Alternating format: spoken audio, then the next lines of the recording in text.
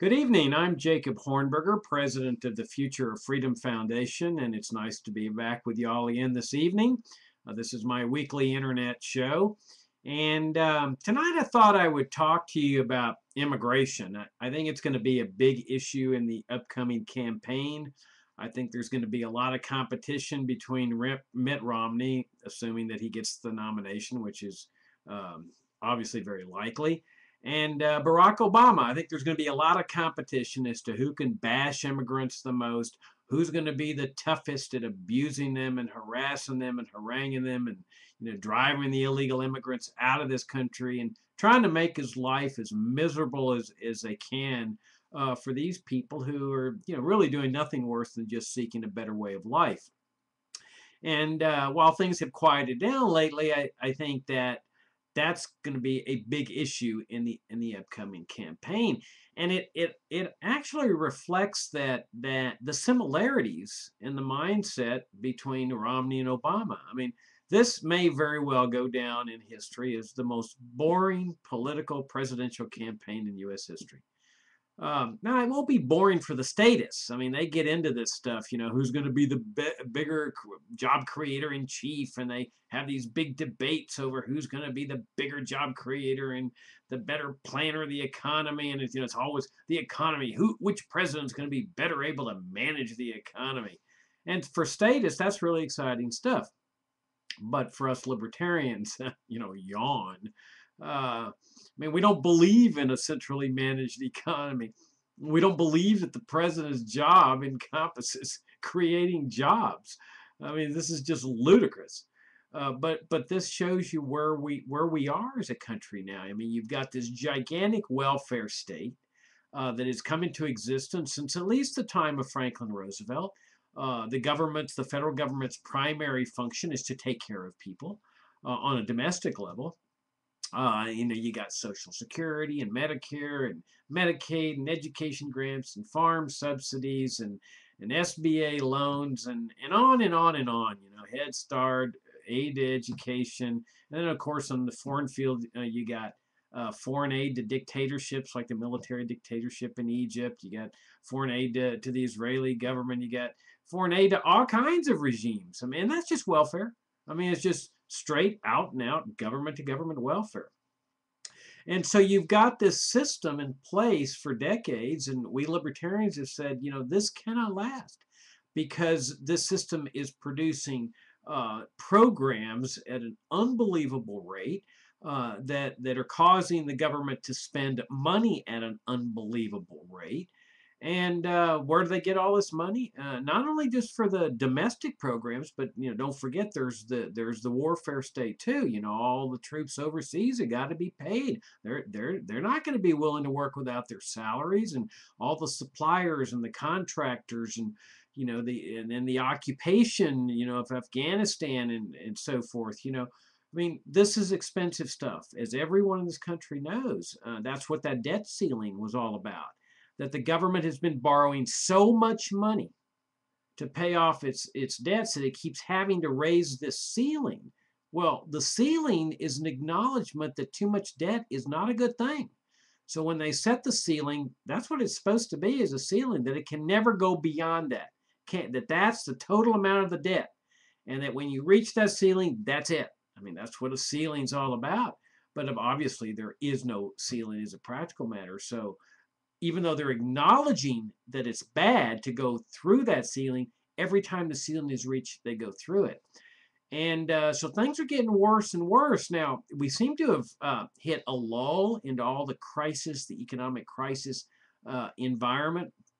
You don't see as much talk about the Federal Reserve and the printing of money and the inflation and the debt crisis. It's still percolating in Europe, but even then, it's like everything's kind of quiet.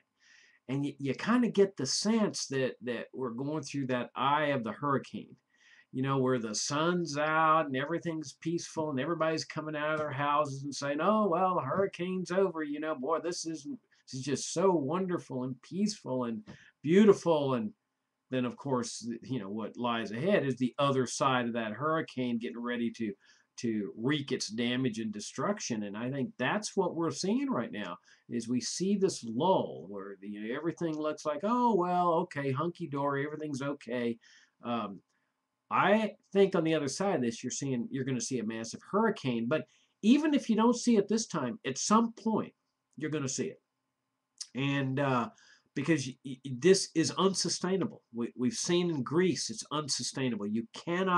A nation cannot keep borrowing and spending, inflating and printing the money. You're ultimately headed for bankruptcy. I mean, this is how they brought the Soviet Empire down. Ronald Reagan said, we're going to make them spend money on military, on the armaments, and their domestic programs. We're going to make them spend their way into bankruptcy, and he did. Republicans used to point that out. Conservatives would point it out. Not anymore. They're very quiet. They never bring up that argument anymore. Why? Because they know that they forgot that principle applies to all empires. And now this empire is doing the same thing that the Soviet Empire did. It's spending the nation into bankruptcy. And so you've got this system in place that's inherently a defective system. It's a welfare state. It's a managed economy. It's a regulated, controlled economy. Oh, but it's all sold as free enterprise. That's what these statists teach their children. They herd them into these government schools so they can be indoctrinated the way all of us have been indoctrinated, that this is free enterprise, that this is what free enterprise is all about. It's this notion that if you can get people to believe a delusion, if you can get them to believe a lie, if you can believe a lack of reality, then everything will be okay. Well, life doesn't work that way. The fact that you believe something falsely, like in a delusional sense, that's not going to affect the reality and the consequences of your actions. If you jump off a 20-story building saying, well, I can fly, it doesn't matter how convinced you are that you can fly. No matter how indoctrinated you've been into believing that you can fly and you're convinced you can fly, reality is going to set in. You're going to go smash on the concrete below. So you've got this system that's failing, but what do we have? We have two parties that believe in the system, and even more important, believe it's freedom. You see that Mitt Romney and Barack Obama believe they live in a free enterprise country. I mean, they'd be the first ones to say, oh, thank God I'm an American, because at least I know I'm free and I got a free enterprise system and I'm proud of America's free enterprise system.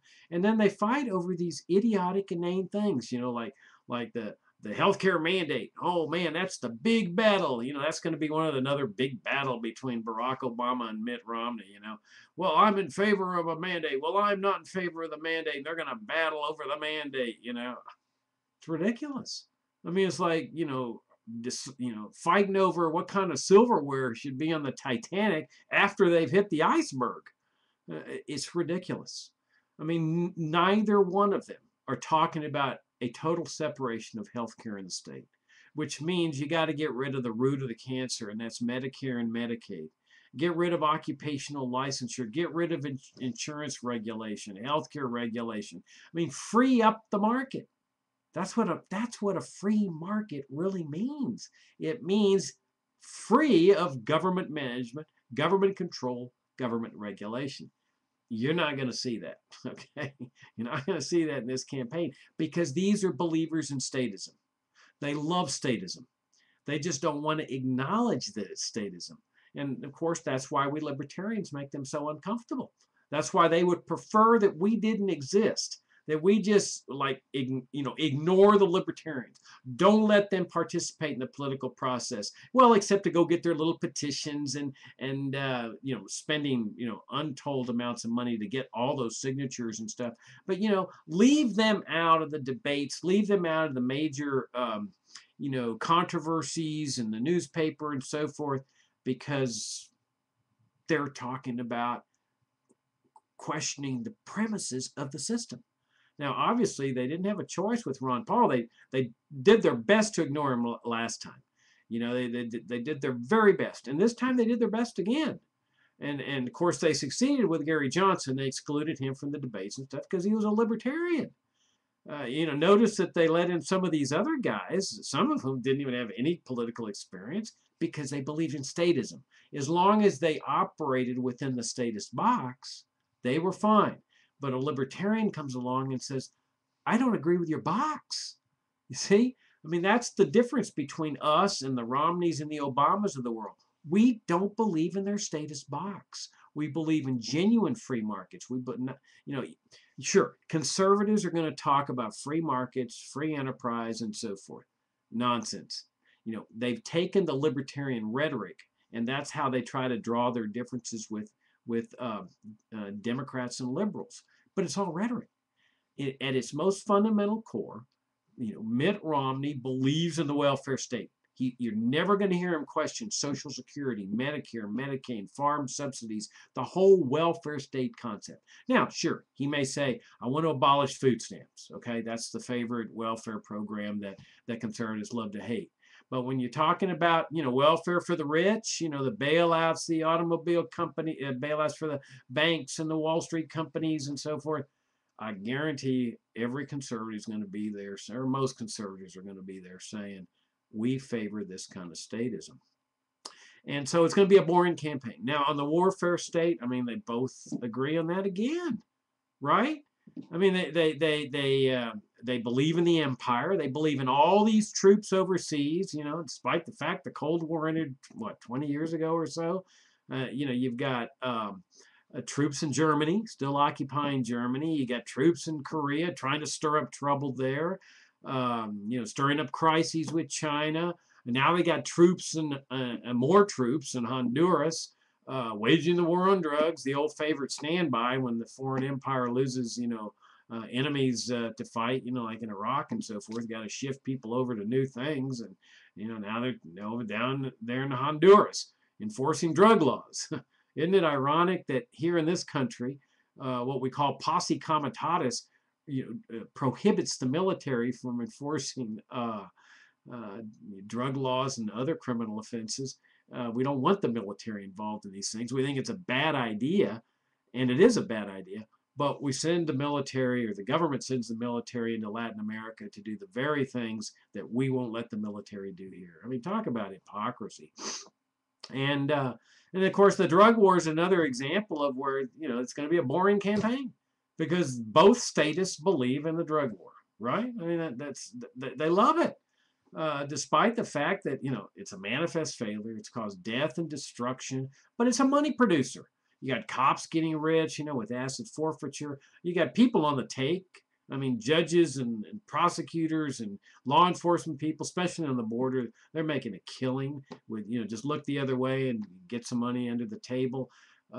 You've got salaries, how many people depend on the drug war for their salaries, the clerks and the bureaucrats and the judges and so forth.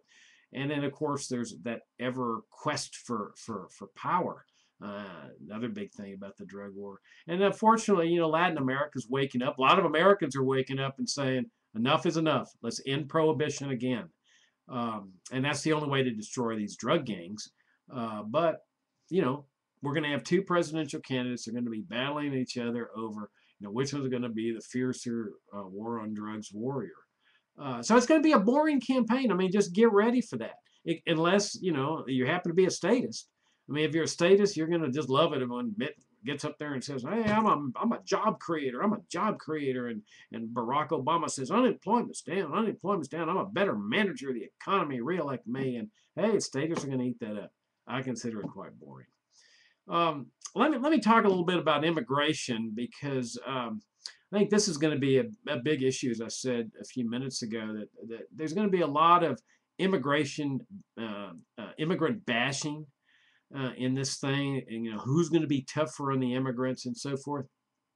And so I want to talk a little bit about the libertarian case because obviously even libertarians sometimes are not very strong on this issue. I don't understand why. To me, it's just open and shut. I mean, here is your classic libertarian case. Anything is peaceful. I mean, that's the shorthand rendition of the libertarian philosophy that if any activity is peaceful, the government should leave it alone.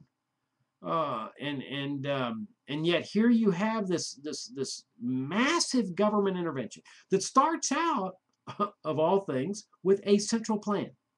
Okay, now what is central planning? Well, it's socialism. It's an aspect of socialism. Now, we often think of socialism, of course, is the total government ownership of the means of production. Okay, I mean, that's the classic definition of socialism, right? The government owns everything. Let's just put it that way. I mean, that's essentially the situation in Cuba and North Korea. The government owns everything. Now, there's outlets sometimes, private little markets, but very, very tiny. When I went to Cuba several years ago, I was just stunned, absolutely stunned to walk down the street and every business is owned by the government. I mean, like grocery stores and pharmacies and everybody works for the state. I mean, imagine that. Imagine living in a society where everybody works for the government. And of course, the idea is the government's there to take care of you and watch over you and give you a guaranteed job and employment that's 100%, and all that socialist nonsense. But, even backing off from that, there's socialist variations. I mean, you've got this welfare state. That's a socialist variation where you essentially nationalize people's income and use the government to take a portion of the income and transfer it to other people. I mean, that sort of embodies the Marxian principle from each according to ability to each according to need, right? And so you can have this variation of socialism, and this is why they call Barack Obama socialist, because he wants to tax the rich and give to the poor. Okay, fair enough. But conservatives do that too. I mean, they believe in Social Security and Medicare and Medicaid and education grants. I mean, they even tax the poor to build these football sports stadiums, football, baseball, and whatever, where they have these taxing authorities within the city where they levy property taxes or sales taxes to give money to the great big sports owners who could really build the stadium themselves. So just welfare for them. And so that's another variation of socialism, this coercive redistribution of wealth. But there's also a variation of socialism that's known as central planning. And that's where the state centrally plans a particular activity. A classic example is public schooling. Okay, now you often hear conservatives saying, "Oh well, we just want to return education to the state and local level," and liberals say, "No, no, no, we want it at the national level, the Department of Education, and so forth." Well, that's the type of thing they fight over, you see. But they both believe in central planning. The conservative wants the central planning at the state and local level. He wants those school boards, which is central planning. The school board is a government unit. Now, sure, it's at the local level.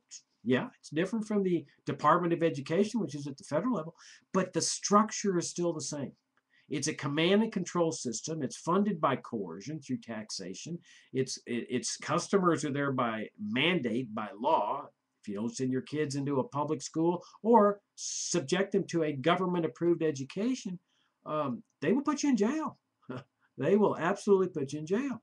And so you've got the government setting the textbooks and the curriculum and the indoctrination. I mean, this is where kids, learn that all of this centrally planned stuff, this coercive redistribution of wealth, the welfare state, the warfare state, this is where they are taught that this is freedom, that this is free enterprise. Okay, and that when Cuba does it, and Cuba has Social Security and Medicare and Medicaid and educational systems to people and war on poverty, the whole shebang, that's socialism. But when Americans do it over here, this is freedom and free enterprise, and that's what kids are taught in this centrally planned system known as education, public schooling.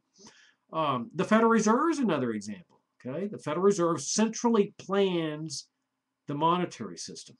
This board of commissars decides how much money is necessary for the economy. Should they expand the money supply? Should they contract it? I mean, they have what Friedrich Hayek called the pretense of knowledge. That it's really the arrogance that they think they can centrally plan the activities of millions and millions of people in complex markets where valuations are changing every minute, and you've got a central board that's making these decisions. Ridiculous. And, well, another example of central planning is in the field of immigration. I mean, think about it. This is where the government is planning how many people are going to be permitted to come into the United States legally, right? I mean, you got quotas for each country. And then within those quotas, what kind of people? And usually they're well-to-do people. I mean, they're not going to, select the wretched refuse of the teeming shores that in the inscription on the Statue of Liberty, the poor people of the world, striving to breathe free. They're not going to pick those. They're going to pick the well-educated, the middle class, or the people with money, and those are the people they want. And so they manage this thing. They sit there and they study it, and they decide, okay, we're going to allocate this number of people to this country, this number of people to this country, and these type of people with certain characteristics. And they study the job market over here, and they say, okay, well, do we need people here? Do we need people there? It's all centrally planned. Okay? I mean, this is a government board making these decisions. So is it any surprise that there's so much chaos? I mean, in immigration? I mean, people say, well, why don't they just stand in line? If they want to come in here, all these illegals, why don't they just stand in line? Well, for one thing, because they don't want to stand in line. They're not the good little person that just stands in line, and secondly, standing in line can sometimes take years. And yet over here, there's a field where a farmer's crops are about to rot in the field if he doesn't get people to pick them. And he starts bidding up the money he's willing to pay. And they hear about this in Mexico or Guatemala or whatever, and they hear about that price, that wage. And man, they say, okay, I'm going to take the chance. I'm going to come on in. But notice that in the black market, which is really the free market, that the communication here that's taking place is the price system. The immigrant doesn't need to know why the farmer needs him or what's going on in his farm or anything. All he needs to hear is, hey, he's paying X amount of money. And the worker says, I find that attractive. I'm going up there and I'm going to help him out because I essentially help myself out. So you got two people, both pursuing their own self-interest, both benefit in this just purely peaceful, mutual beneficial exchange. And that's the beauty of libertarianism, is that it depends on this voluntarily entering into mutually beneficial transactions with other people, freedom of association, freedom of commerce, freedom of contract. Well, the central planner is going ape, you see, because he didn't see that, and he can't change his plan very quickly because he's got to call his commission back into effect. That means that they've got to admit that they were wrong, and so you've got this total chaos in the immigration field, and it's because of central planning. Now that's when you look at the alternative with libertarians, we believe in free markets. Okay, just free movements of people, and workers here, hey, there's some good job opportunities up picking such and such a field, or in the automobile industries, or where, construction, or whatever. They rush into those areas where the cost of living is fairly low, at least as they perceive it. Wages are high. They're in there to seek their own self-interest. The employers love them. I mean, they love them. They don't want to go to the welfare agencies for their help. The people at the collecting welfare are soft. They're weak. They're dependent. They're lazy.